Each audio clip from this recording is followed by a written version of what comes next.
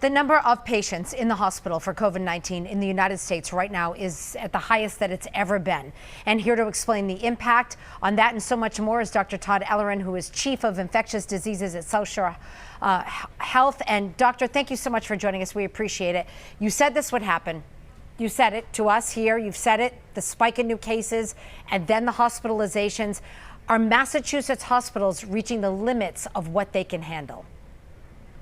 Hi, Maria, and happy holidays. I hope your Christmas was fun and safe. Quiet, yes.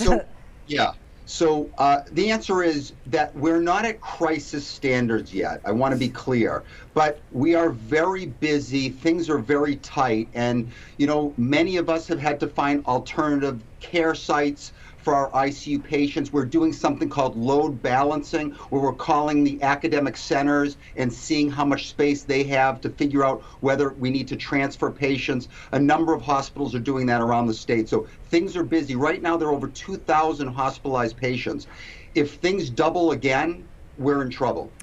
And Dr. Ellerin, are you thinking that's going to happen? I mean, we've been reporting about the air travel. It increased over the holidays. Sunday Airlines reported the highest number of passengers since mid-March. So are you worried that that will lead to this surge just going from bad to worse?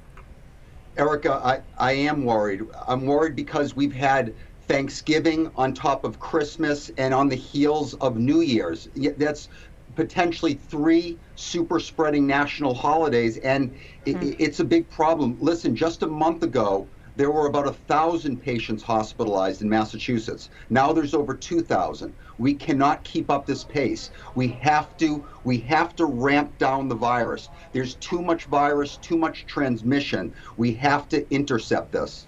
But then how do you do that, doctor? I mean, you say that, and then you're going to say, wear your masks and do all of that. And a lot of people are doing that, yet the numbers keep going up. One of the issues, of course, as Erica just said, was the mobility. We're doing so much traveling that it's a fact that we're going to see more cases, more hospitalizations, and more deaths in January than we've seen in December. Sobering information. Let's talk about the virus mutating. We keep hearing these reports. Now more than 24 countries are saying that they're treating patients who are infected with these new variations of COVID-19 from the UK and South Africa. What do we need to know about these mutations? You read in some places and they say, well, it's the same, it's not so bad. But do they require a different vaccine, and are they as bad, potentially worse? Right. So a lot of questions, more questions than answers. But what we do know is that viruses do mutate, and that is true of COVID-19. I think what the UK variant tells us, and we're seeing it now in South Africa and other countries as well, Canada, what happens in one part of the world affects other parts of the world. We need to care about that. And in the US, we haven't been doing a good enough job in genetic surveillance. We need to really make sure that we have more robust testing.